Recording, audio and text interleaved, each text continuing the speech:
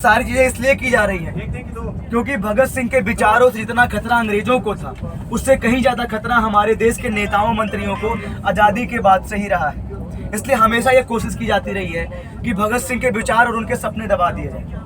आप सोचिए ना कि आजादी के 77 साल गुजर चुके हैं, आज तक भी भगत सिंह का लिखा हुआ कोई भी लेख, कोई भी दस्तावेज आज तक हमारे देश की किसी भी सरकार ने छापा नहीं है। यानी देश के सारे क्रांतिकारियों का दस्तावेज, उनका लिखा हुआ चीज छापा जा चुका है, लेकिन भगत सिंह का लिखा हुआ एक भी लेख, एक भी पत्र हमारे देश की सरकार ने, गवर्नमेंट प्रेस ने नहीं छापा है। ये भगत सिंह के विचार, आप सोचिए ना, भगत सिंह को फांसी देने वाले थे अंग्रेज 24 मार्च को, लेकिन डर था कि कहीं ऐसा ना हो कि 24 मार्च के दिन बगावत हो जाए तो 23 मार्च को ही भगत सिंह को फांसी दे दी जाती है। जिस तरह से अंग्रेज भगत सिंह के विचारों से डरते थे, हमारे देश के नेता भी इसलिए डरते हैं क्योंकि 1926 में ही भगत सिंह ने लिखा था एक अपने नौजवान भारत सभा के घोषणा पत्र में कि हमें एक ऐसी आज़ादी नहीं चाहते जहां से गोरी चमड़ी के साहब चले जाएं और भूरी चमड़ी के साहब इस देश पर राज करें, इस देश को लूटें। 1929 में भगत सिंह लिखते हैं कि हमें एक ऐसी आज़ादी चाहते हैं जहां पर आज़ादी आए तो चाहे ऊंच हो या नीच, गरीब हो या अमीर, सभी के लिए समान अवसर और सभी के लिए समान न्याय की व्यवस्था होनी चाहिए। लेकिन आप सोचिए ना कि भगत सिंह के शहादत के 93 साल बाद आज क्या भगत सिंह के सपनों का भारत बना है? आज क्या समानता और न्याय है? आज नेताओं के लिए अलग न्याय की व्यवस्था है, जनता के लिए अलग है। अगर दवा इलाज की बात करिए आप, तो आज नेताओं को छींक आ जाती है तो उनके लिए बड़े बड़े अस्पताल है इलाज करवाने के लिए, और परिवार सहित सारा इलाज मुफ्त में होता है। लेकिन आम जनता आज दवा इलाज की कमी के कारण हर साल लाखों लोग मौत के मुंह में जा रहे हैं। सरकारी अस्पतालों की हालत यह है कि वहाँ पे 14 लाख डॉक्टर्स की कमी है, लेकिन भर्ती नहीं आ रही है डॉक्टर्स की। एक एक डॉक्टर के पीछे 300-300 मरीजों की लाइन लगी रहती है। प्राइवेट हॉस्पिटल की बात करें तो वहाँ डॉक्टर नहीं, डाकू बैठते हैं जो आपकी नस टटोलने से पहले जेब टटोलते हैं। अगर आपके जेब में पैसा है तभी आपके घर में किसी का इलाज हो सकता है।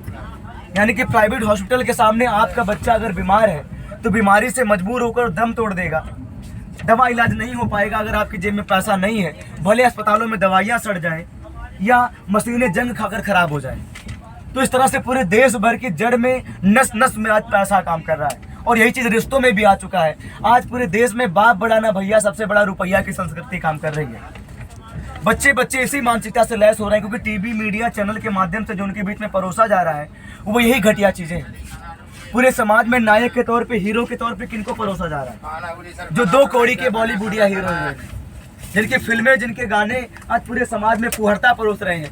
शीला जमान हुई, मुन्नी बदनाम हुई जैसे गाने, आप सोचिए हमारे देश के बच्चों और नौजवानों को क्या मूल्य और मान्यताएं दे सकते हैं। टीवी में जो प्रचार दिखाए जाते हैं कि आप क्लोजअप का ब्रश कर लीजिए, डिओड्रेंट लगा लीजिए तो कोई लड़की आपके पास दौड़ी चली आएगी।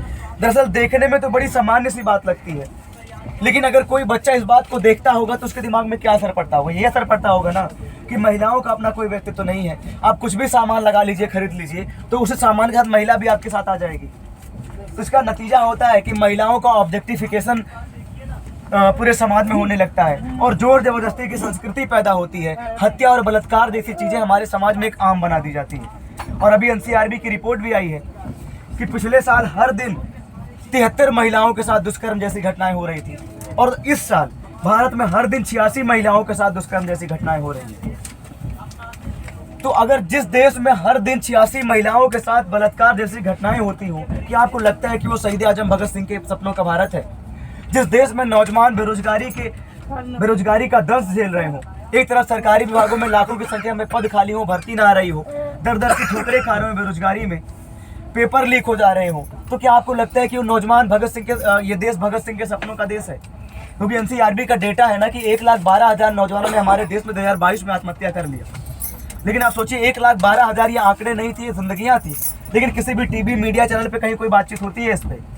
ना कोई चुनावबाज पार्टी, ना कोई नेता मंत्री इसकी बात करता है। कितनी बड़ी संख्या में नौजवान आत्महत्या क्यों कर रहे हैं, उसको कैसे रोका जाए? आज पूरे देश भर में मुद्दा क्या है? कौन हिंदू है, कौन मुसलमान है, कौन अगड़ा है, कौन पिछड़ा है, कहाँ मंदिर है, कहाँ मस्जिद है। जाति धर्म के नाम पर लोगों को बांटा जाता है, लड़ाया जाता है, और इसका फायदा केवल हमारे देश के नेता मंत्री उठाते हैं। क्योंकि कोई पार्टी अगड़े की बात करती है, कोई पार्टी पिछड़े की बात करती है, कोई हिंदू की बात करती है, कोई मुस्लिम की बात करती है, और जो असली समस्याएं वो कहीं छिप जाती है, कहीं दब जाती है। इसलिए हम लोग इन मुद्दों को लेकर निकले हैं, आपके बीच में भी आए। हमारे पर्चे आपके हाथ में पहुंच चुके हैं, पर्चों में नंबर है, फेसबुक, इंस्टा, गूगल का लिंक है। आपसे कहेंगे हमारी गतिविधियों की आप लोग पड़ताल करिएगा।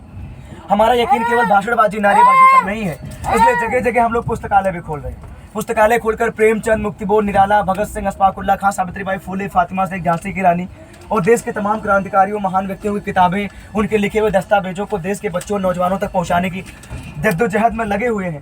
क्योंकि हमारा मानना है कि अगर इन 2 कौड़ी के बॉलीवुड या हीरो हीरोइनों को लोग अपना नायक मानेंगे, अपना हीरो मानकर उनके जैसे बनने की कोशिश में आगे बड़े होंगे, तो कभी हमारा देश एक बेहतर देश नहीं बन सकता।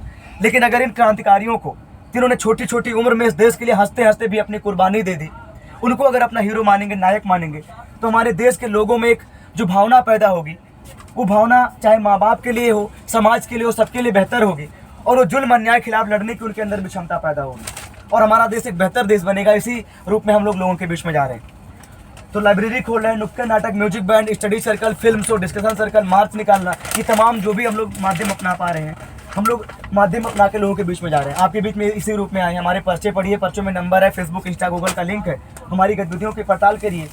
आप अपने गाँव, मोहल्ले, शहर बुलाइए, क्योंकि आपके गाँव, मोहल्ले, शहर में भी आएंगे, वहाँ पे भी हम लोग ये सारा काम शुरू करेंगे। हम लोग देश के 4 जिलों से इन कामों की शुरुआत किए थे और अभी तक देश के 85 जिलों में इन कामों को खड़ा कर चुके हैं। सैकड़ों लाइब्रेरी देश भर में चला रहे हैं। तो अपने गांव, मोहल्ले, शहर बुलाइए।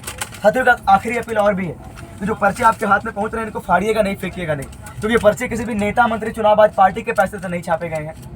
मजदूरों, किसानों, छात्रों, नौजवानों से हम लोगों ने पाई